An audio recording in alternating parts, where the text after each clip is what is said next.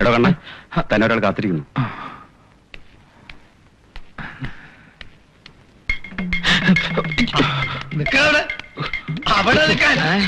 അയ്യോ, അവനെവിടെ? ആ തെണ്ടി എവിടെ? സൂക്ഷിച്ച് സംസാരിക്കുന്നത് സർക്കാർ ഓഫീസാണ്. അതുകൊണ്ട് എന്നാ തെണ്ടിന്ന് വിളിച്ചേ? തനിക്ക് എന്താണോ വേണ്ടത്? തനിക്ക് എന്താന്ന്? ഇപ്പൊ അങ്ങോട്ട് ഓടി വന്നില്ല, കള്ളത്തിരുമാരി അവനെങ്ങോട്ട് ഇറക്കി വിട്.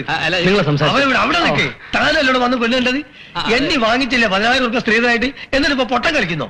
എന്റെ രാമൻ നായരെ, ഞാൻ പറയുന്നത് കേൾക്ക്. എനിക്കൊന്നും കേൾക്കണ്ട. അച്ഛ എവിടെ? വെറും 10,000 രൂപയുടെ കാര്യമല്ലേ രാമൻ നായരെ? പോട്ടേന്ന് വെക്ക്. പോട്ടേന്നോ? താൻ കെട്ടോ എന്റെ മോളെ? കാണാൻ തന്നെ പോലെ അല്ലെങ്കിൽ കേട്ടാ. എന്താണ്? എയ് വരുന്നു. രാമൻ നായർ കൈ വിടുന്നു. അല്ല സി വന്നാലും പോകുന്ന പ്രശ്നമില്ല.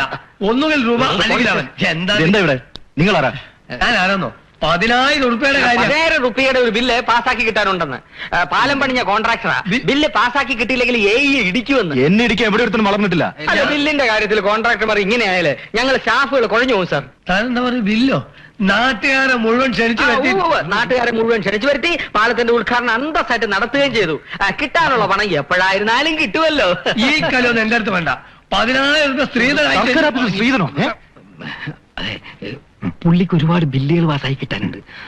മാറി കിട്ടാത്തതിന്റെ വിഷമത്തിൽ ആൾക്ക് സ്വല്പം മെന്റലായിരിക്കും.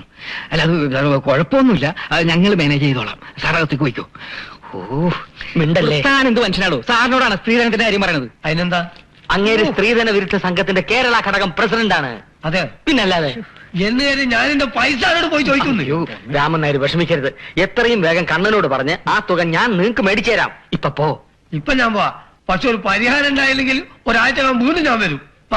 പോ രാമൻ നായരെ. ഗോവിന്ദനൊരു വാക്ക് പറഞ്ഞ വാക്കാ. പക്ഷെ അത് പാലിക്കാൻ ലേശം ബുദ്ധിമുട്ടുണ്ടെന്ന് മാത്രം. പോയോ? വീണ്ടും വരും.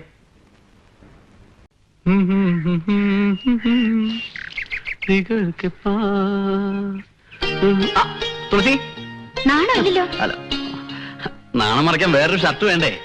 ഒരു ഷർട്ട് കൊണ്ടാണ് വണ്ടി ഓടുന്നത്. അടുത്ത ആഴ്ച ഇന്റർവ്യൂവിന് പോകാൻ നിന്റെ ചേട്ടനോട് ഷർട്ട് ചോദിക്കണമെന്ന് വിചാരിക്കാം. അതല്ല പറഞ്ഞത്. പിന്നെ? ഒന്നുമില്ല. ഇനി ആ പൂതി അങ്ങോട്ട് മാറ്റി വെച്ചോ. എന്ത് പൂതി? എന്നെ കെട്ടാനുള്ള പൂതി. ഓ, എന്തൊരു പൂതിയാ നിന്നെ കെട്ടാൻ. നിന്നെ കെട്ടിയ നിനക്ക് ഞാൻ ചെലവിന് തരണ്ടേ? ഏതെങ്കിലും ജോലിയുള്ള പെണ്ണ് എന്നെ കെട്ടി എനിക്ക് ചെലവിന് തരുമെന്ന് നോക്കട്ടെ. തരും. എന്തേ? ഈ ഇന്ത്യ മഹാരാജ്യത്ത് ഒരാണിന് 3 പെണ്ണെന്ന കണക്ക്. സുമുഖനും സുന്ദരനും വിദ്യാസമ്പന്നനുമായ നായർ യുവാവിന് വയസ്സ് 28. ഏതെങ്കിലും ഡോക്ടറോ എഞ്ചിനീയറോ ലെക്ചറോ വന്നൂടെ? അവരെന്നെ പൊന്നുപോലെ നോക്കും. നോക്കും. ഇങ്ങനെ രാത്രി വേലിയാടി നടക്കുന്നവർക്ക് പെണ്ണ് തരും. അത് പിന്നെ വേലിയാടിയത് നിന്റെ കണ്ണേട്ടിന് വേണ്ടിയാ. എന്റെ കണ്ണേട്ടിന് വേണ്ടി നിങ്ങൾ എന്തിനാ വേലിയാടിയത്? ഓ, എന്റെ കണ്ണേട്ടൻ.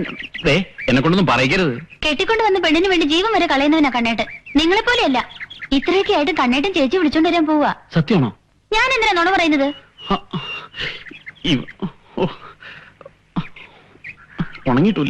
ഉണങ്ങിയിട്ടില്ലെങ്കിലും സാരമില്ല. ഇവനെ ഇന്ന് ഞാൻ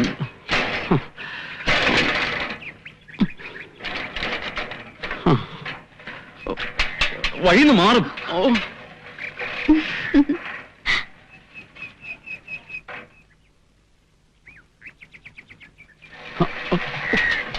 കൊണ്ടാടത്തിന് ബ്രേക്കൂല്ല. ഗോവിന്ദേട്ടാ, ഒന്ന് ഓടി വന്നേ. എന്താ വേഗം പോയി ഷർട്ട് ഇട്ടു വന്നേ. അവള് വീട് തന്നെ ഏൽപ്പിച്ചിട്ട് അടുത്ത വീട്ടിൽ ലെക്ചറിന് പോയിരിക്കും. സംഗതി ആകെ കുഴപ്പമാകും. വേഗം പോയി ഷർട്ട് ഇട്ടോണ്ട് വാ. അതിപ്പോ പോയി ഷർട്ട് ഇട്ടു പാടും. നിങ്ങൾ എങ്ങോട്ടാ? പാർലമെന്റിലേക്ക്. വീട്ടിൽ പോടി. അരി വന്നു. ഇപ്പൊ പോയാ ചോറുണ്ണാം. ഇല്ലേ വാൾ പോസ്റ്റർ ഒട്ടിക്കാം. എങ്ങോട്ടാന്ന് അറിയില്ല. എപ്പോ വരും? ഇത് വല്ല കലിങ്കിലോ മരത്തിലോ ഇടിച്ച് നിക്കണം. ഭാഗ്യം ഉണ്ടെങ്കിൽ വരാം. വീട്ടിൽ പോടി. ദാ പോണു കണ്ണൻ. എടാ കണ്ണാ, ബ്രേക്കില്ല. പിന്നെ എന്ത് ചെയ്യും? അവന്റെ ചന്തി കൊണ്ട് ഇടിച്ചു തീർത്ത്. നീ എങ്ങോട്ടാ പോണേ? പറയാൻ മനസ്സില്ല. ഇനി നിങ്ങളുമായിട്ട് ഒരു കൂട്ടുമില്ല. എന്റെ കാര്യം നോക്കാൻ എനിക്കറിയാം. സുല്ല് പറയല്ലേ കണ്ണാ. നിന്നെ പുല്ലാക്കിയത് അവളാ, ഞങ്ങളല്ല. എല്ലാരെയും എനിക്കറിയാം. കൂടെ നിന്ന് കുഴി തോണ്ടുന്നവരാ നിങ്ങൾ. ഇനി എന്നെ ഉപദേശിക്കണ്ട. എടാ, നിന്റെ അഭ്യുദയകാംക്ഷികളാണ് ഞങ്ങൾ. അങ്ങനെ ആര് എനിക്ക് വേണ്ടി ഇപ്പൊ കാഷ്ടിക്കണ്ട. എടാ, 1ാം ക്ലാസ് മുതൽ ഒരു ബെഞ്ചിൽ ഒരുമിച്ചിരുന്ന് പഠിച്ചവരാണ് നമ്മൾ. ആ സ്നേഹം നിനക്കുണ്ടായിരുന്നെങ്കിൽ വേണ്ട, ഞാനൊന്നും പറയുന്നില്ല. എന്നെ വിട്ടേക്ക്. കണ്ണാ, എന്തിനും വേണ്ടത് ക്ഷമയാണ്. ഇപ്പൊ നീ ഓടിച്ചടി അങ്ങോട്ട് ചെല്ലരുത്. വഷളാകും. അത് ഞാൻ സഹിച്ചോളാം. ഇനിയെങ്കിലും എന്നെ ഉപദ്രവിക്കാതെ വിട്ടാ മതി. എടാ, അതിന് ഞങ്ങൾ നിന്നോട് എന്തിനാ പറ. നിങ്ങൾക്കറിയില്ലേ, നിനക്ക് വേണ്ടി ഞങ്ങൾ ജീവിക്കുന്നത് തന്നെ. എന്തിനാ ഗോവിന്ദേട്ടാ നുണ പറയുന്നത്? എത്ര വഴക്കുണ്ടായാലും ഒരു ദിവസമെങ്കിലും കമലി ചേച്ചിയെ കാണാതെ ഗോവിന്ദേട്ടന് കഴിയാൻ പറ്റുമോ? കണ്ണ, ഞാൻ പറയുന്നു. നിന്റെ കാര്യം എനിക്കറിയാം. ഞാൻ ആശുപത്രി കിടന്നപ്പോ തുളസിക്ക് പറയത്തക്ക ദുഃഖമൊന്നും ഉണ്ടായിരുന്നില്ല. പക്ഷെ നിനക്ക് പരിക്ക് പറ്റിയപ്പോ അവൾക്ക് സഹിക്കാൻ കഴിഞ്ഞില്ല. നിനക്ക് വല്ലാതെ ഫീൽ ചെയ്തു. നീ രാധികയെ മറക്കണമെന്നൊന്നും ഞങ്ങൾ പറയില്ല. പക്ഷെ ഇപ്പൊ നീ അങ്ങോട്ട് ഓടിച്ചെന്നാ അവര് നിന്നെ വകവെക്കില്ല. വെക്കണ്ട, ബസ് വന്നു, ഞാൻ പോട്ടെ.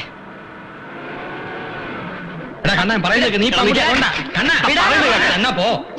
അയ്യോ അയ്യോ രാമനായരെ, നമ്മളിനി എന്ത് ചെയ്യും? ഒന്നും ചെയ്യാൻ സമയമില്ല, ഓടിക്കോ.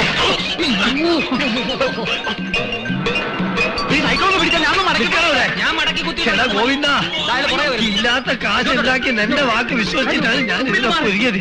അവസാനം എന്നെ നശിച്ച് നാരായണക്കല്ല് ഞങ്ങൾ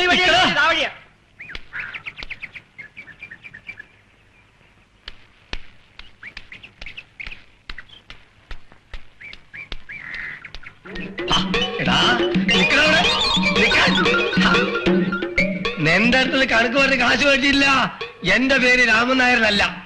ഈ നാട്ടില് കോടതി നിയമമൊക്കെ ഉണ്ട് കേട്ടോ. ഈ ജീവിതം എനിക്കെന്തിനു തന്നു ആണ്ടിവടി ഓനേ. പളനിയപ്പാ, ഞാൻ എന്ത് ചെയ്യപ്പാ?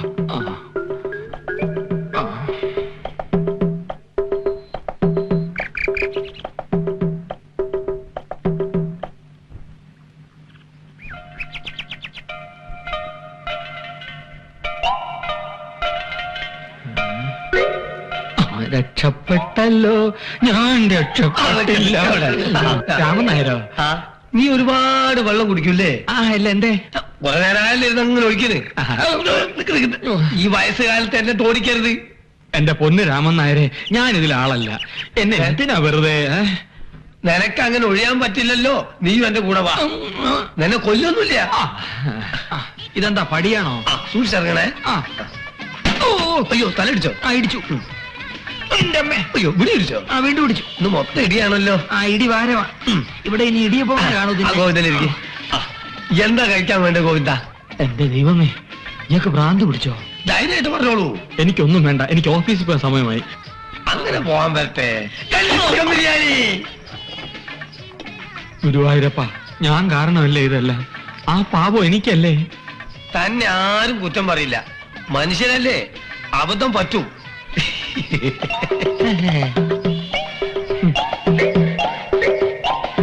ഇപ്പൊ ഇവിടെ എന്താ ഉണ്ടായത്? ഇത്രയ്ക്ക് എന്റെ മകളും കണ്ണനായിട്ടുള്ള വിവാഹം ഉറപ്പിച്ചു. അവരൊരു അബദ്ധം പറ്റി, ഇത്രയല്ലേ ഉള്ളൂ. നിനക്ക് ഓർമ്മയില്ല ഗോവിന്ദ, ഈ കണ്ണന്റെ വിവാഹം ഉറപ്പിക്കാൻ നിശ്ചയിച്ചത് ഇതേ ഹോട്ടലിൽ, ഇതേ ടേബിളിൽ, ഇതേ ബിരിയാണി ഓർഡർ ചെയ്തോണ്ടാ. നിനക്ക് ഒഴിഞ്ഞു മാറാൻ പറ്റില്ല ഗോവിന്ദ. അത്രമാത്രം ആത്മബന്ധമാണ് നമ്മൾ തമ്മിൽ. ഈ കടുങ്കൈ ഞാൻ ചെയ്തല്ലോ. 10,000 രൂപ. ആ 10,000 രൂപ തിരിച്ചു തരാൻ ആരാ പറഞ്ഞത്? എന്റെ മോളെ കെട്ടിച്ച സ്ത്രീധനായിട്ട് തന്നതല്ലേ. ഒക്കെ കലങ്ങി തെളിഞ്ഞു എന്ന് വിചാരിച്ചാ മതി ഗോവിന്ദ. ഇനി കാര്യങ്ങൾ പറയാലോ. ആ പെണ്ണ് ബന്ധം ഒഴിയാൻ കേസ് കൊടുക്കാത്രേ. രാമനായർ ഇതെങ്ങനെ അറിഞ്ഞു? വക്കീലിന്റെ അടുത്ത് നിന്നാണ് രാമനായർ വരുന്നത്. കണ്ണന് അറിഞ്ഞോ? അറിഞ്ഞാൽ എന്തൊലക്കാടോ. ഒരു ബന്ധം മുറിഞ്ഞാൽ മറ്റൊരു ബന്ധം ഏറ്റുകൂട്ടണം. കഴിഞ്ഞതൊക്കെ മറക്ക. എന്നിട്ട് നമ്മൾ നിശ്ചയിച്ച പോലെ കണ്ണനെ കൊണ്ട് എന്റെ മോളെ കെട്ടിക്ക. അത് നടക്കുവോ? നടക്കണം. പിന്നെ താൻ ഏത് മൂട്ടിലെ മധ്യസ്ഥനാടോ? എണ്ണി വാങ്ങിയില്ലേ 10,000 രൂപ? ശരിയാ, കണ്ണന് ഇതാണ് നല്ലതെന്ന് തോന്നുന്നു. പിന്നെ ഒരു കാര്യം, അമ്പലത്തിൽ വെച്ചുള്ള കളി ഇനി വേണ്ട, എന്റെ വീട്ടിൽ വെച്ച് മതി. അതും എന്റെ മോൻ വരുന്നതിന് മുമ്പ് നടക്കണം. മോൻ അറിയാലോ. പിന്നെ ഏറ്റ് രാമനായരെ.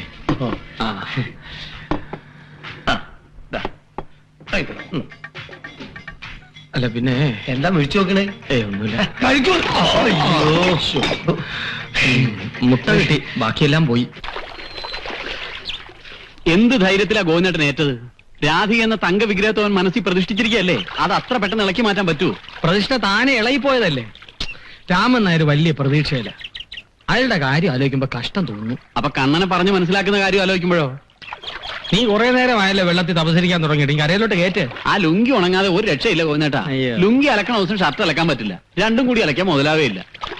ഒരു കഷ്ണം 501 സോപ്പ് കൊണ്ടാണ് ഞാൻ ഒരു മാസം കഴിച്ചു കൂട്ടുന്നത്. എന്നാണ് അതിന്റെ ദാരിദ്ര്യം തീരുക?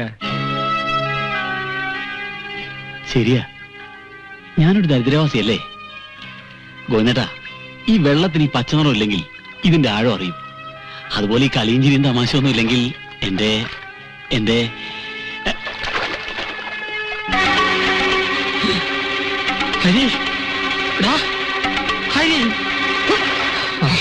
വലിയ കൊലാവലൊന്നും വേണ്ട. ഇവിടെ എങ്ങനെ ഒരു പന്തല് ദേ പെണ്ണുങ്ങൾ വിളി തുടങ്ങി. ഒരു കാര്യം ചെയ്യാൻ സമ്മതിക്കില്ല എന്ന് വെച്ചാൽ. അല്ല, എന്തിനാ പന്തല്? നിന്റെ 16 അടിയന്തരം കഴിക്കാൻ മിണ്ടാണ്ടിരുന്നു അവിടെ. എങ്ങനെയൊക്കെ ആ കാര്യങ്ങളൊന്ന് അടുപ്പിച്ചുകൊണ്ടിരാന്ന് വിചാരിക്കുമ്പോഴാ ചിന്ന ആ തൊടി പോയി കഴുകു മുറിച്ചോ പോയിക്കോ ശരി. പോയിക്കോ. ഓല പറഞ്ഞത് അവിടെ തന്നെ കാണും കേട്ടോ. പുതിയ വല്ല ആലോചനയുണ്ടോ? അതേടി ഞാൻ ഒന്നുകൂടെ കെട്ടാൻ പോവാ. ദേ ഒരു സംഗതി രഹസ്യമായിട്ട് സൂക്ഷിക്കാൻ സമ്മതിക്കില്ല. ഈ മുറ്റത്തൊരു പന്തലിടുന്നു തോന്നി ഇടുന്നു, അത്ര തന്നെ. പറയില്ല, പ്രത്യേകിച്ച് പെണ്ണുങ്ങളെടുത്ത് ഇനി പറയില്ല. മതിയായി. എന്തിനാ കമുക് മുറിക്കണേ? പന്തലി എത്താൻ ശ്രീധരൻ വരുന്നതിന് മുമ്പ് കല്യാണം നടത്തണം. എന്നോട് പറഞ്ഞൂടെ ആരാ ചെക്കനെന്ന്? പെണ്ണുങ്ങളോട് പറയില്ല. എന്താ നിങ്ങൾ ഈ പറയണത്? ഞാൻ അറിയാതെ മോളുടെ കല്യാണം നടക്കേ? നീ അറിഞ്ഞു എന്ന് വെച്ചാ ഈ ഭൂമി മലയാളം മുഴുവൻ അറിഞ്ഞു എന്നർത്ഥം. കണ്ണൻ തന്നെയാണ് അവളെ കെട്ടാൻ പോകണമെന്ന് ഞാൻ എന്നോട് പറയേ. എന്നിട്ട് വേണം നാളെ മുതൽ ആൾക്കാർ ജാഥായിട്ട് ഇങ്ങോട്ട് വരാൻ. എന്ത്? കല്യാണം കഴിഞ്ഞ കണ്ണനോ? അതെ, അവൻ തന്നെ. അവർ ബന്ധം വേർപെടുത്താ ഒക്കെ ഞാൻ ഒപ്പിച്ചു വെച്ച്. ഭഗവാനെ, പറയണ്ടെന്ന് വിചാരിച്ചതൊക്കെ പറഞ്ഞു പോയല്ലോ ഈശ്വര. വിവരമുണ്ടോ നിങ്ങക്ക്? എന്തേ ഇതാണ് എന്നോട് പറയണ്ടെന്ന് വെച്ചേ? ഒരു കാര്യം ഞാൻ പറഞ്ഞേക്കാം, എന്തെങ്കിലും കുഴപ്പമുണ്ടാക്കിയാൽ കൊന്നു കളിയും ഞാൻ. മനുഷ്യനൊരു അഭ്യാസം നടത്തി വെക്കാം, എങ്ങനെയെങ്കിലും ആ പെണ്ണിനെ ഒന്ന് ഇറക്കി വിടാൻ പറ്റുമെന്ന്. അപ്പോഴാണ് അവളൊരു അയ്യോ, അതല്ല പറഞ്ഞത്. പിന്നെ ഏതാ? അവനാ കെട്ടണെങ്കിലേ പന്തലും മറ്റും ഇട്ട് നാട്ടുകാരെ അറിയിക്കണോ? ദേശാഭീസി കഴിച്ചാ പോരെ? താലി കെട്ടൊഴിച്ച് എല്ലാം കഴിഞ്ഞല്ലേ ഗുരുവായൂർ വെച്ച്? ശരിയാണല്ലോ. പെണ്ണുങ്ങൾക്ക് വിവരില്ലെന്ന് ആരാ പറഞ്ഞേ? ഇതാണ് പറഞ്ഞേ, ഭാര്യയെ നേരത്തെ ആലോചിച്ചിട്ടേ എന്തും ചെയ്യാവൂന്ന്. കൊടുകൈ മോനെ ചിന്ന വെട്ടലേ കൗങ്ങി. ചിന്ന അയ്യോ ചതിച്ചല്ലടാ ചിന്ന.